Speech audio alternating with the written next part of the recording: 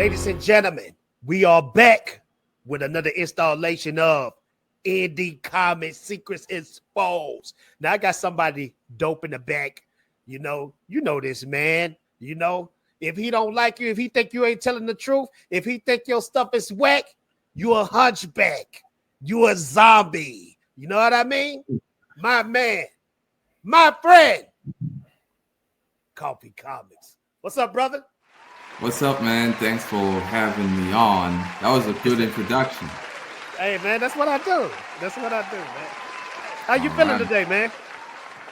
Now I'm feeling good, not much to complain about. So, yeah, good day to have this recording. Yeah, man. And that's what we're gonna do, man. I'm just gonna scratch your brain. I want to know about the world of Koffee Comics. But let's start off like this.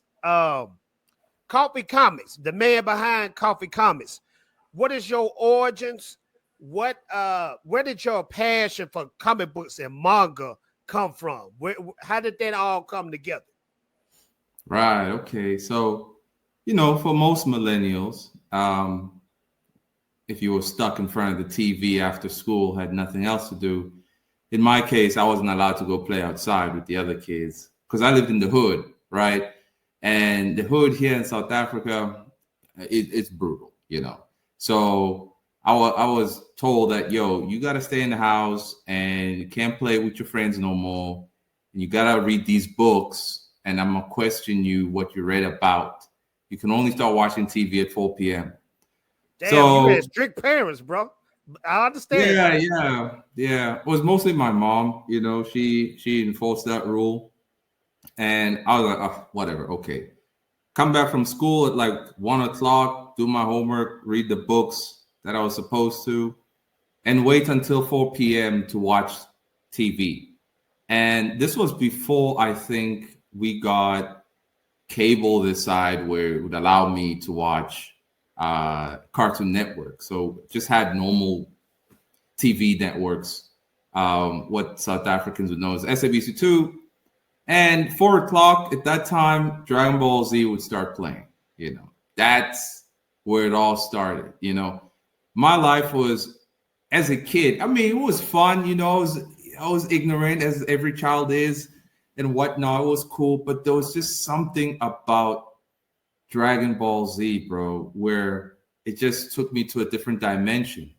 I was just absorbing all the toxic traits of my environment and never seeing anything that resembled a hero, that resembled a type of responsibility, not just to your family, but to, the public, being self-sacrificing and being a hard worker. I didn't see that in my environment. So when I saw that on Dragon Ball Z, seeing Goku push to the limits, seeing the battles, seeing them scream and power up, it just ended up unlocking this inner man in me that I talk about all the time on my channel. This inner man that I never knew existed. And I would say everybody has an inner man, but it can only be brought to the surface by, everybody's different, by whatever can inspire you. So Dragon Ball Z inspired me enough that it unlocked the inner man and set me on this journey to commit to the craft ever since I think I was 7 years old. But I only started knowing what manga is at 14 years old. So, hey man, that's funny you said that because on this side of Texas, America, I'm from the hood too, and it was crazy. I saw Dragon Ball Z on Toonami and Adult Swim, and like all the other hood cats that went to high school with me, we was like, "You watch Dragon Ball Z?" It was kind of like we whispered it, Right. Almost like a nerd thing, And then we were like, "Yeah, I watch Dragon Ball Z." You watch Dragon Ball Z too? And it was like, it's weird. Like when it comes to the brothers, they really gravitate towards Dragon Ball Z. So hearing you break that down like that, it all makes sense. And I watch your videos, and you take your craft seriously because I have a manga out there, but when I listen to you talk about manga, you talk about the craft. You talk about how to do the panels, is this the manga way? You know, where did all that come from? For years, like I've just been doing manga blindly. Would read it, buy, some manga volumes and so on. This is Yeah, Seven Deadly Sins. But not and absorb and consume the product, not to understand, but to experience. You just get so lost in the story. Cool. As a creator, as a producer of manga, I would analyze mostly the drawings and the paneling and the character expressions. But that was just the surface level. I didn't understand that there was actually a particular standard, a particular means of producing this entire product, right? And I would say I started doing my homework rather recently. I think it was just 2 years ago that I was like, for years now, I've been trying to capture the distinct Japanese style. Many people can't do it. A few can. But eventually, I would say I managed to capture that Japanese style. But something was always off. And a lot of hunchbacks, they like to jump on like, yeah, you suck, Koffee, screw you, blah, blah, blah. Others who were a bit on the fence said, man, I don't know what it is, but your product just doesn't look like a manga. It doesn't feel like it. Then I discovered, as simple as it is, that, oh, I was drawing on the wrong paper. I ah, mean, yeah, honestly, it's that simple. And one legendary hunchback laughed at it as if it's such a comical thing that, no, you moron, it's actually legitimate. You go to the Shonen Jump website, they give you a template that you have to draw on this template. yeah, It's actually nothing to laugh about. But of yeah, course, a brain dead hunchback is going to try to make a joke out of it, yeah, So ever since discovering that format, and getting the template, having somebody from Viz Media, provide a template for me. I was like, oh, here we go. yeah, This is how you structure everything. This is what they meant by something is off. But now that you got the right template, something feels right. yeah, So yeah. yeah. That's pretty cool, man. That one thing right there opened the door. Now, this is how I get to know people. This is how I get to know people that's in the same world as me. Do you have a favorite manga artist? Do you have a favorite manga writer? And do you have a favorite manga character? Okay. Favorite manga artist. It changes all the time. I've had many That's favorites, okay. but That's okay. currently my most favorite manga artist, I suppose, still it has to be the creator of Seven Deadly Sins. What's his name Seven Deadly again? Sins. Yeah. And Nakaba Suzuki. Yeah. see, the only way that I know Seven Deadly Sins, even though I like it, I see it on Netflix. Like I saw like the first season of it, and it was Mhm. pretty good. But now I think Seven Deadly Sins is the main character is about his son now, right? Yeah, it's a sequel. It's not his son is involved, right? But it's not Uh-huh. mostly about him. Oh, okay. Um, it's this other character, Percival. Very, very cool. So he's my favorite manga artist. Okay. His way of, man, it's as if he can draw using the expressionism art style with just ink. The way he does backgrounds, his stuff is ultra dynamic, high impact, yada yada yada. Very awesome to see. And he never uses a ruler. To me, Wow.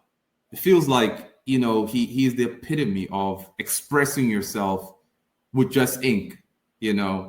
So I really like that. My favorite author, well, it has to be Kentaro Miura, bro. Like, Okay. creator of Berserk. Berserk. Yeah. Unfortunately, he couldn't finish it.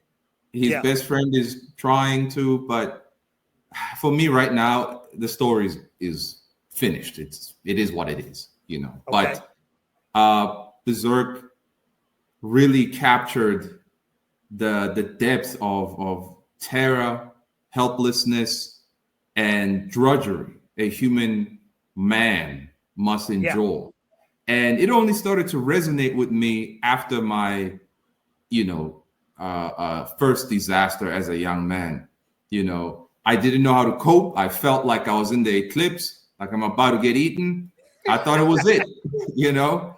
And I remember seeing Berserk a long time ago when things were good and everything was fresh and nice and simple and easy. And I found it evil looking. I found it despicable. I Yeah. didn't like it, and I didn't understand why people liked it until I stepped into real life. And That's funny. It's funny you said that because I want to say about 2 or 3 years ago, I got introduced to Berserk, and I got some of the manga. I went back and watched the Netflix series, but and then I went back and watched the original animation. And I like how when you talk about characters, I watch your streams and you talk about characters because it seems like these days characters don't motivate, inspire, they don't teach you nothing. But when you watch Guts, I mean, literally all hell is breaking loose on Guts. And he just keep fighting back. He keep fighting back. He refused to die. I mean, even when he was born, he was going through hell. You know what I mean? exactly. See, I could relate with Guts because I once made a video about if you're born in Africa, it's been determined that you're screwed. Ever since Guts got the curse mark, the sacrifice mark on his neck, it was determined that, bro, you're doomed. Fate has decided that you're screwed, you're gonna get eaten and whatnot. But he keeps defying fate. At that time, I needed something like Berserk because even though I knew what my fate was, I just didn't want to accept it. That really is this it? I mean, fine, so be it, but I'm not dead yet. The demon hasn't come to eat me yet. So I can't just wait to be eaten. I gotta swing my sword. I gotta do something.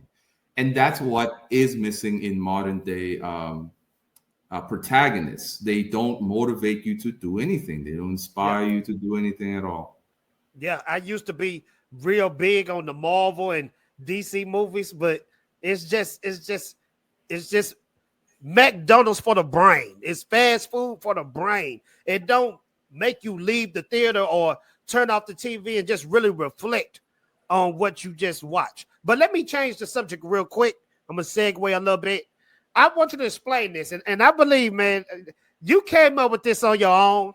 I think you need to trademark this. I think you need to copyright this. Can you explain for everybody that's watching what is a hunchback? Right. A hunchback is an individual that is a bastard who is controlled by his envy for others. And he's somebody who has given up the race to his own goals and now is envious that you are still on the race running towards your own. And he hunched over, sitting on the screen every day to type nasty comments, right?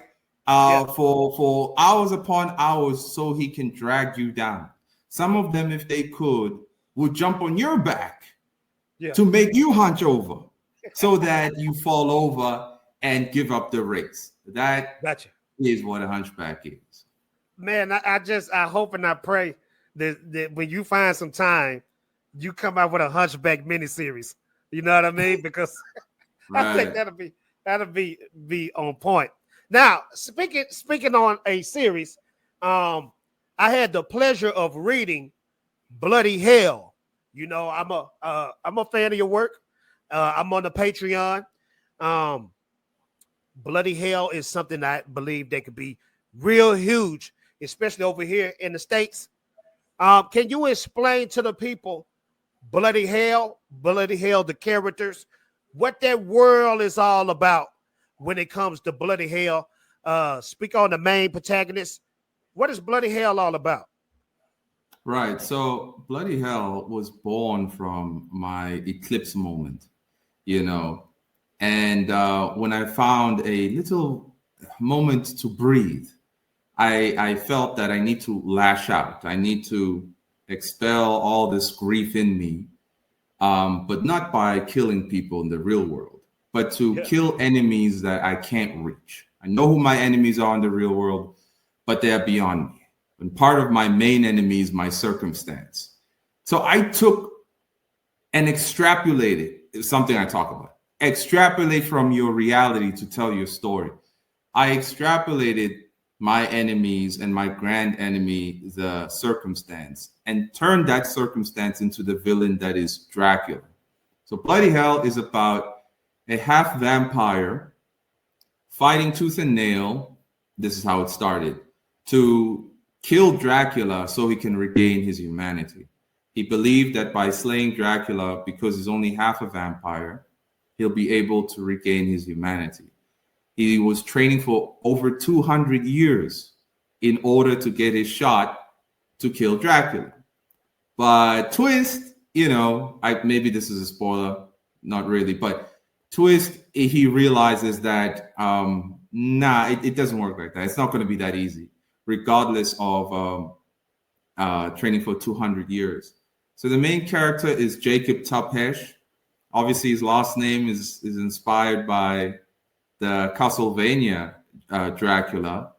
And it was in that year, in my eclipse moment, that I watched Castlevania as well. And I felt it fitting to use vampires as my main enemies, because sometimes, people around you can be like energy vampires and so on. But, you can't smack them around. You go to prison. But you can in your story, right? You can use a sword to slay them and so on. So Jacob is over 200 years old. He lost his parents thanks to Dracula and was turned by him.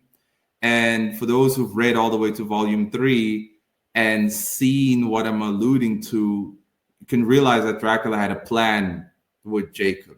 It wasn't just a random accident and so on. He wants something from him type thing. So it's mostly a story about trying to find hope in a hopeless situation, trying to live in the eternal dark. Now, there is light that Jacob did not know about, that he does discover, and then he loses that light, but then he discovers it again, and so on. But it's not going to be easy. It is a story that's going to capture all of my existential crises and questions, but it's a very human story. I'd like to say I would like it to be one of the best stories of the century, because it really is about that human being who sees through all the crap and then realize how powerless they are. But they don't want to die yet. They still want to do something, so yeah. When I was reading it, and then I heard you explain, because I'm only on volume 1. I can't wait to get volume 2 and 3. When you said his intentions changed from Dracula, that kind of remind me of and just remind me a thing. You ever heard of Vinland Saga? Yeah. You know how it started off? He was trying to get back at the guy for killing his father, and then towards the end, his intentions changed. And I like that. It's not that same revenge story. It got character depth in it. You open up Jacob, and we see what's going on with him internally, because that's what we need. Because when it comes to life, man, life got so many issues thrown at you, unexpected issues, So when you read in a book and you see a character that's just like you, that going through hell, it motivates you, it inspires you, So exactly. yeah.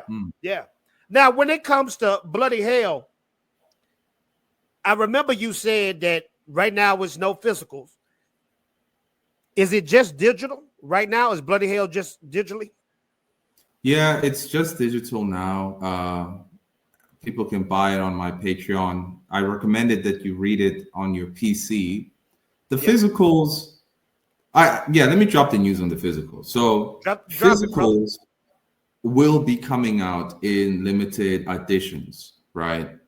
So I am hoping that in August, Volume One's limited edition is going to drop and pre-orders will be available. Part of the reason why I've decided to take this business model instead of just putting it on a platform like Amazon and a few others is that I don't think I feel like what people need these days is something profoundly valuable, right? Something that they can have on their desk, something that is limited. Scarcity creates scarcity is rarity, right? So if I make an example, so this is my limited edition that I got handmade before. Oh boy, you see that? Yeah, right. Yeah. Right there. There you go.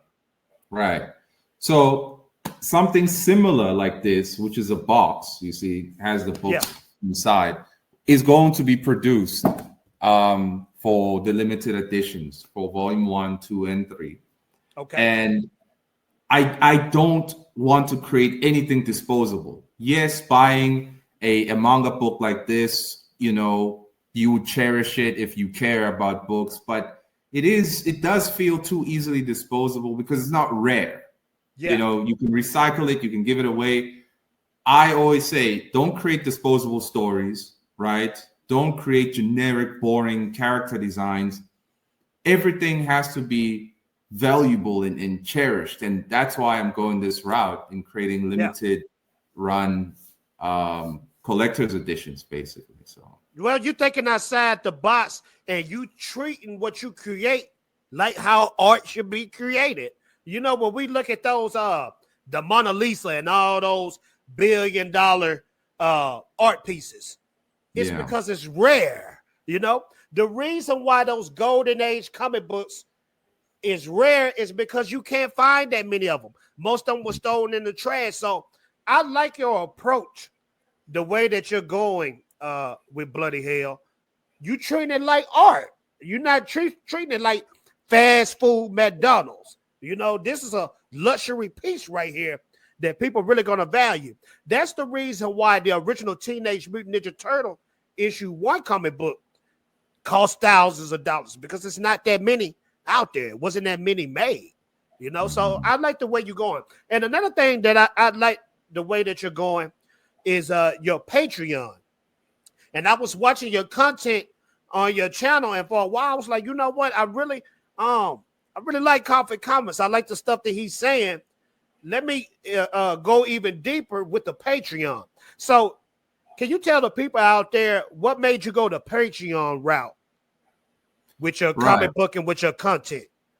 So mostly there came a time where I felt like I'm just screaming into an abyss, all this valuable information being lost in space, and then having retarded freaks, zombies, ghouls, hunchbacks, just talking out their ass, bro, trying to, argue that I'm lying or I don't know what I'm talking about. Look, dude, you don't know what you're talking about. So I was like, no, what I am saying, what I am saying has value. It has value, and I need to put a price on it, right? Because anything that is free, people do not value it. They're going to be like, oh, well, if this is such precious information, why was it so easy to come by? You have people who wanted to always comment on my tone, like, nah, bro, the way you say it, like, dude, grow up, like soft, squeegee little boys, dependent on grandma's milk. Like, no, right? I wanted to express myself for who I am, 100% caffeine flowing, no milk whatsoever, no sugar, straight up black coffee over there. And I started to feel a bit unsafe expressing myself on YouTube. And so I said, nah, you know what? I got to create my own tribe.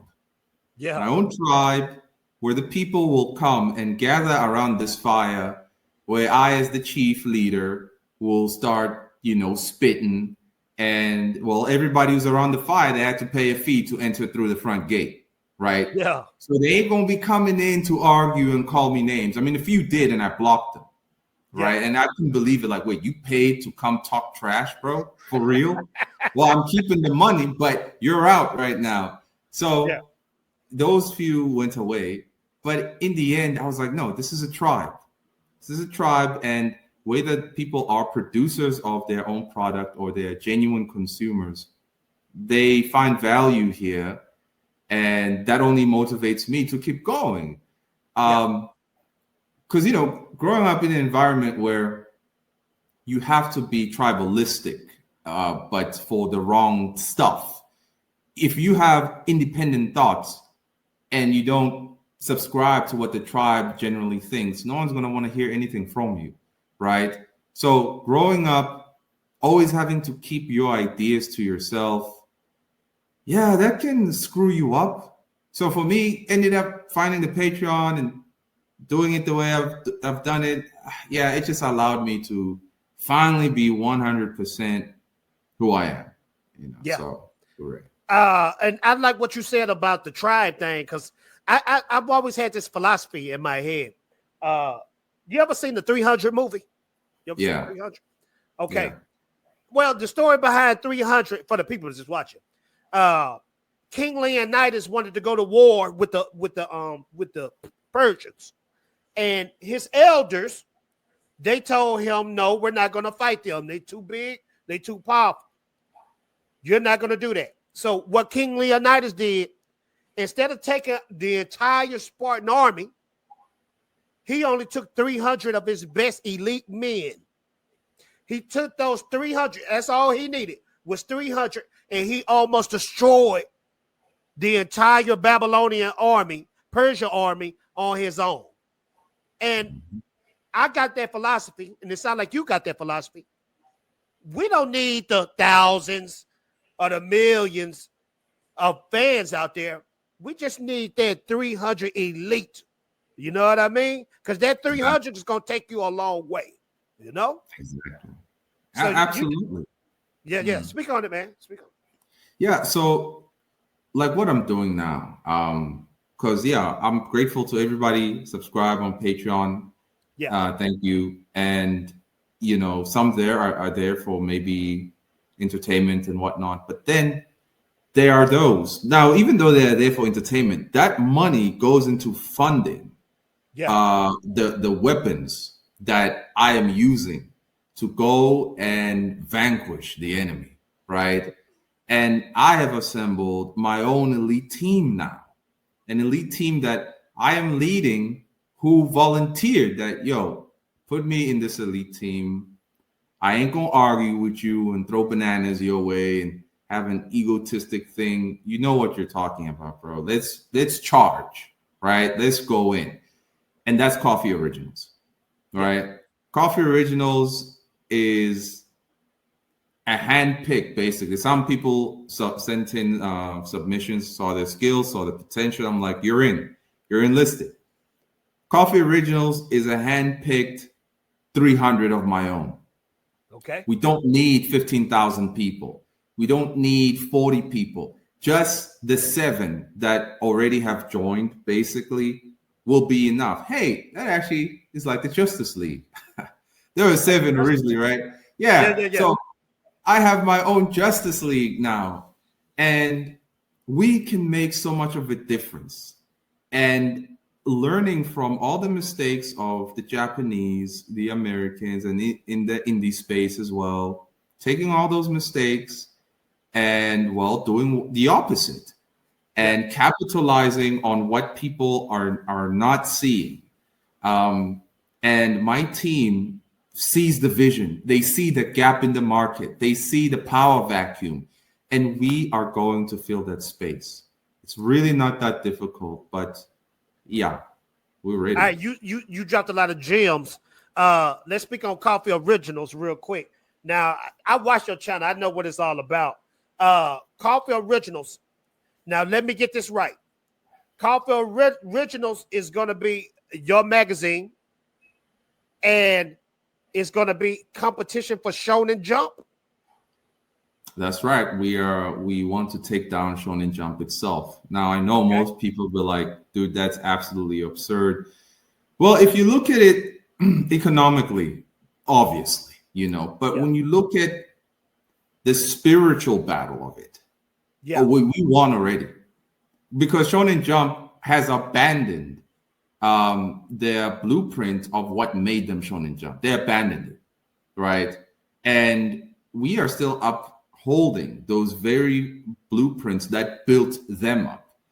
And in a way, I know we can succeed in demolishing them in spirit. Economically, I mean, that's going to take, I don't know how many years, but You can do it if though, brother. we can, yeah, the point is when you destroy the morale of Shonen Jump, you destroy the morale of Shonen Jump supporters that, man, Jump just ain't got it anymore, right? Yeah. Coffee Yeah. Originals has got it. You win. It's Yeah. only going to be a matter of time before the millions start rolling in. Now, I ain't doing everything for the millions' sake. I'm Yeah. doing it because the world needs those heroes that we grew up with, right? And Yeah. they need heroes who represent a type of life experience that modern people are going through. Yeah. People who didn't run from their problems, people who didn't, drink beer all day because they couldn't face reality. Yeah. My members, my teammates are people who did not run from their problems, are people who put the liquor bottle down and said, you know what? I'm going to face my problems. I'm going to overcome these problems. And I am going to tell a story of how I overcame through these characters. Because in our current generation, our greatest problem is apathy and meaninglessness. I can go on for hours about the philosophy and all that, but Yeah. ultimately, a lot of people just feel so apathetic to things because they feel like, well, it's not like I could make much of a difference anyway. If the institutions, the establishments are saying it's okay to be jacked in the head or have subpar standards and bad movies, then what's the point, right? There Yeah. is a point. The point is to straighten your back. And for me, going this hard, man, is that here all I ever saw was Hunchbacks, right? And it Yeah. was the movies and Dragon Ball Z that showed me that humans can have straight backs, Yeah. right? And I Yeah. said, I don't want to die having a hunchback on my back, right? I don't want to do that. I have to try. Yes, the monster will come eat me. This is still Africa, but it ain't here yet. Yeah. So I'm going to have to try and straighten the backs of these humans. And I got a team that's going to help me do that, you know. Coffee, man, you killed it. And just listening to you talk about fighting back with life and stuff. I was thinking about when Guts was in the eclipse.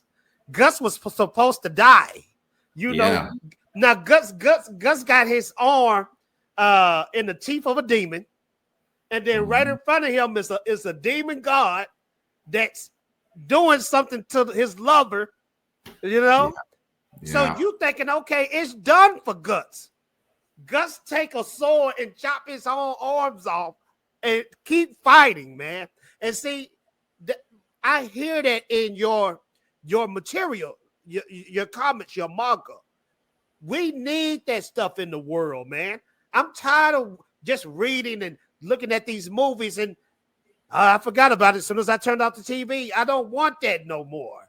I Exactly. want something that inspires me. Vegeta, Goku, Guts, those characters like that, they never give up, man.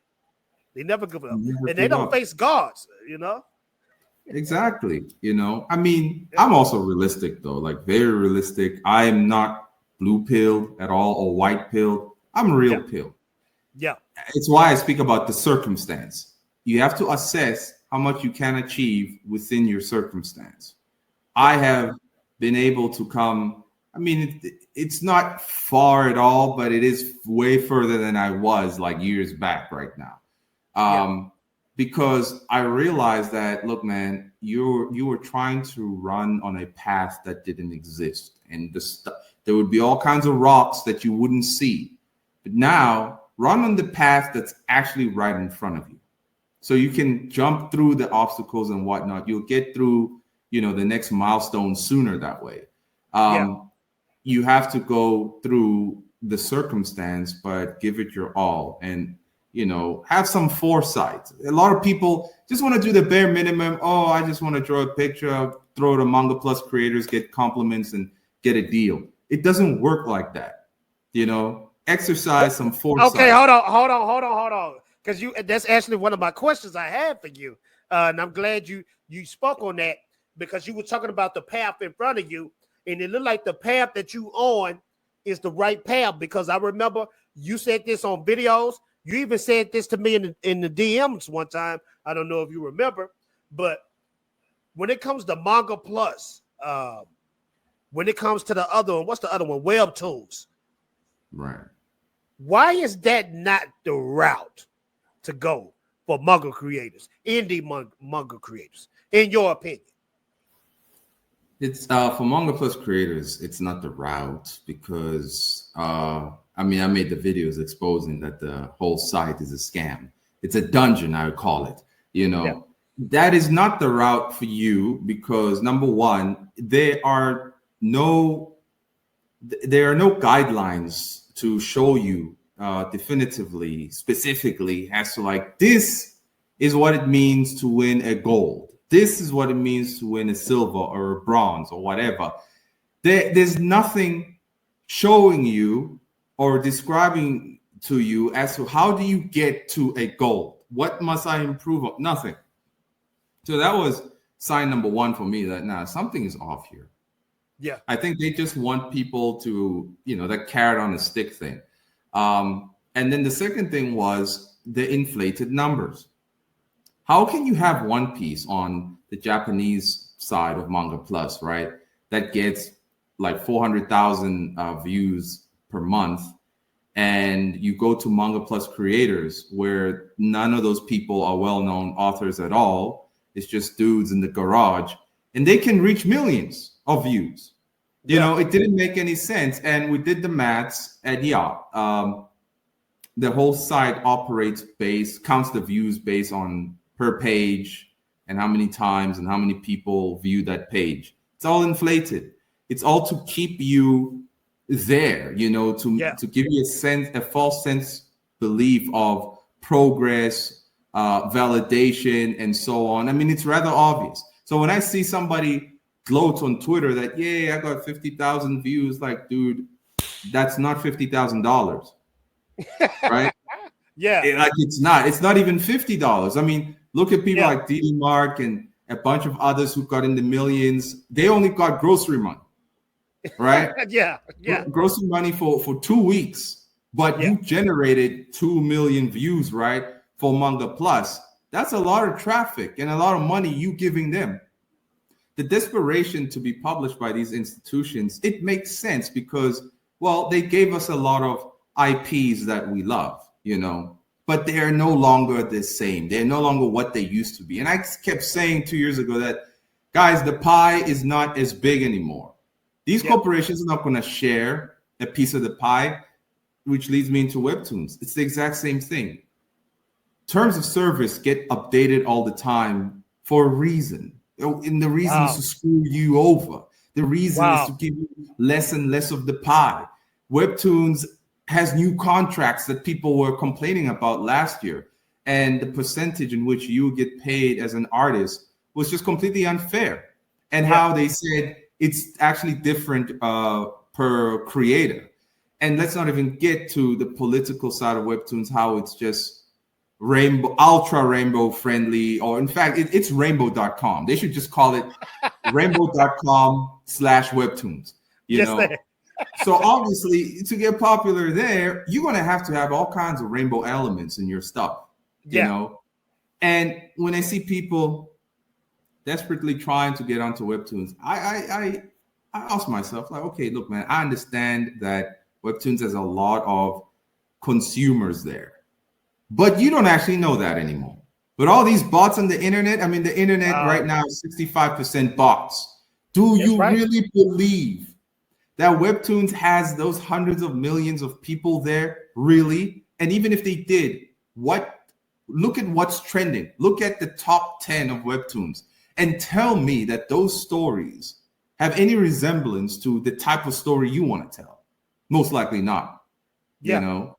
So it's a bad deal. Yeah. There's too many weird politics in Webtoons, and Manga Plus is just a massive dungeon. So Well, it seemed like you explaining, and this is facts in the music business. Like if they want to break an artist, they have these agencies where these guys got 1 million cell phones and laptops in a building. This rapper, let's just say a rapper, he drops a video. Don't nobody know who this rapper is. He takes that video to the agency and they just blow it up. So it's basically just bots. So exactly. It seems like a lot of people are still in that zombie mode when they think this stuff is authentic, when they think these numbers are real. So what you're saying is you feel like some of these people are paying for bots to make their manga top 10. Now, I wouldn't say some of them are paying for it. I would say that the Okay.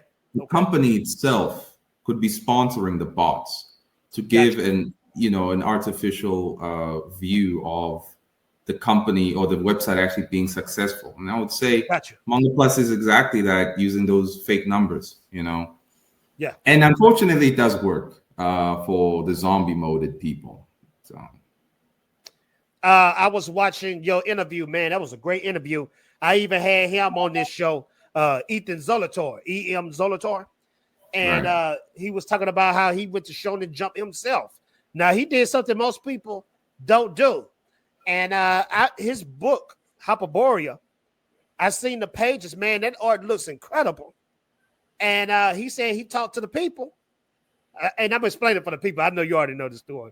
And he talked to Shonen Jump.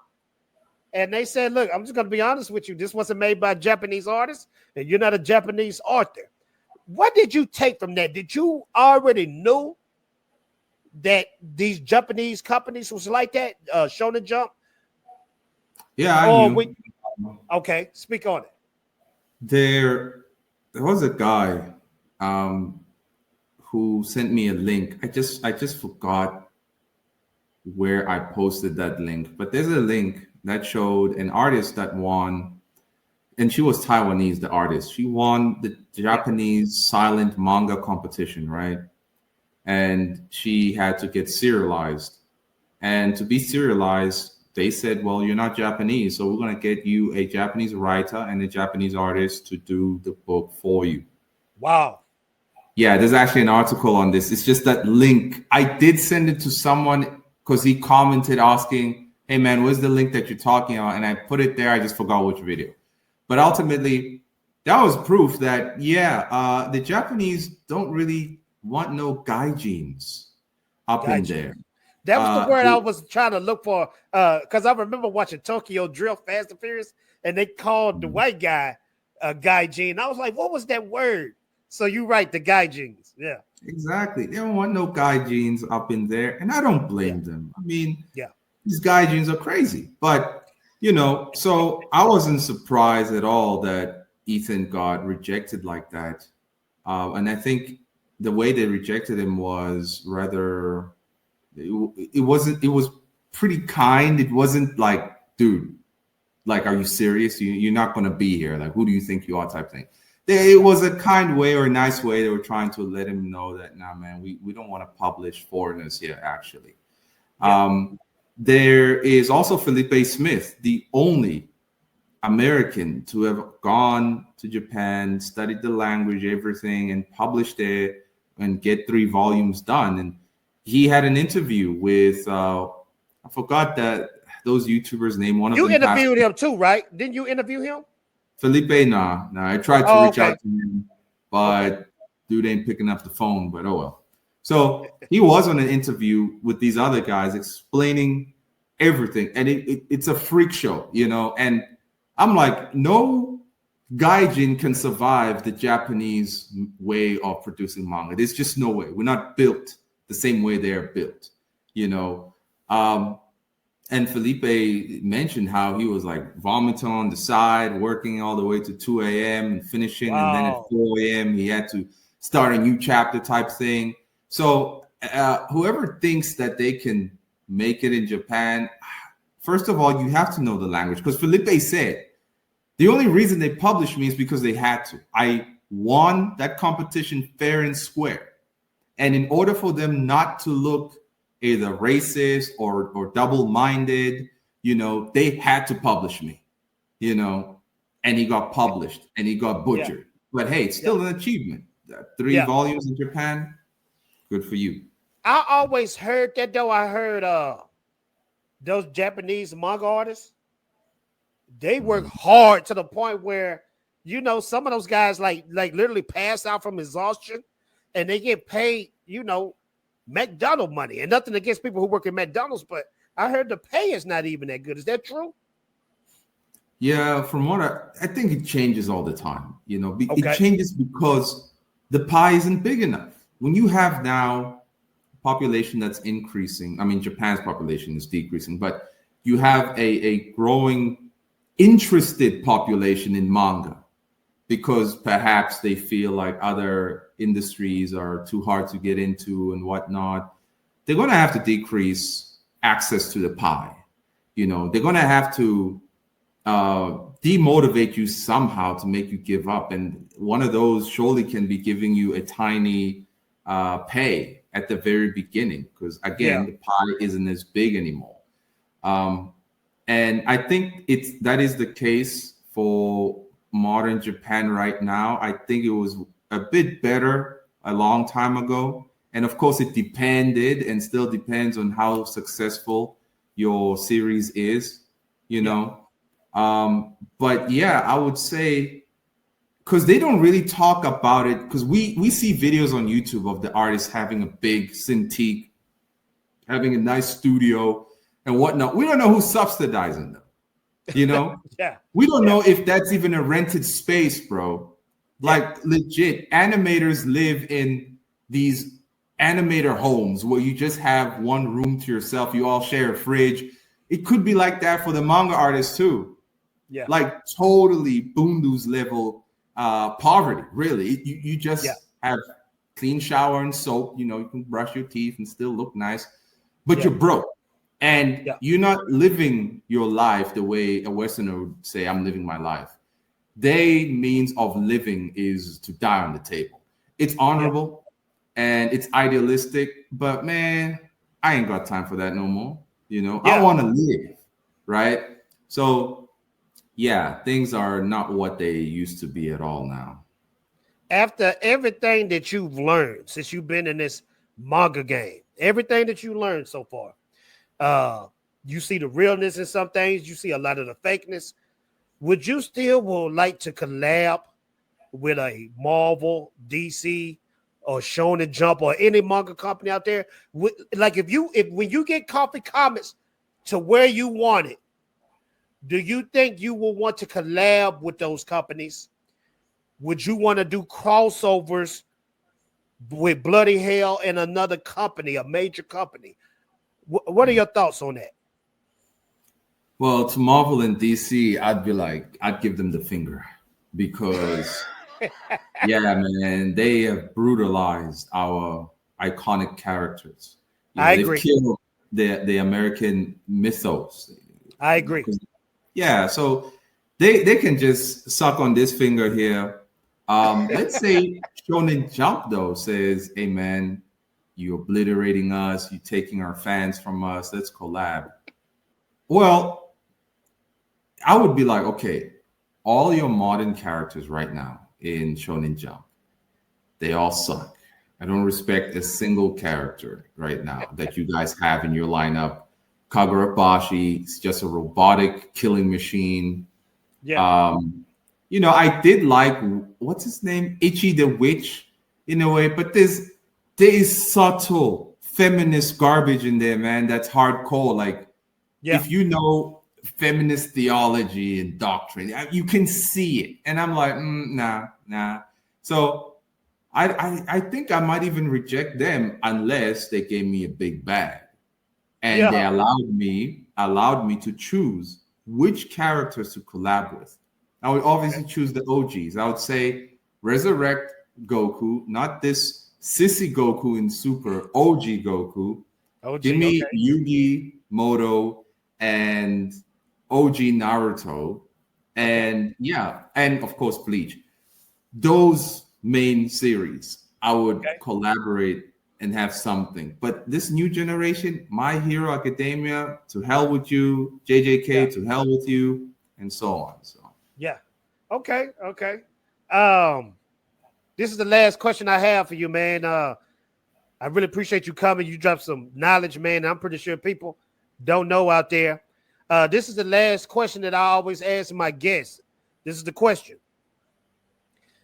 What is the future for Coffee Comics? What are your goals? Where do you see yourself in a few years when it comes to Coffee Comics? you know, the last time someone asked me, "Where do you see yourself in a few years?" I think it was in high school, bro. You know, Yeah. uh, when university came about, I did have a vision of where I would be after graduation. It was the complete opposite, you know. And ever since I got screwed, I never wanted to think about where I would be in a certain number of years because I didn't believe that it could happen anyway.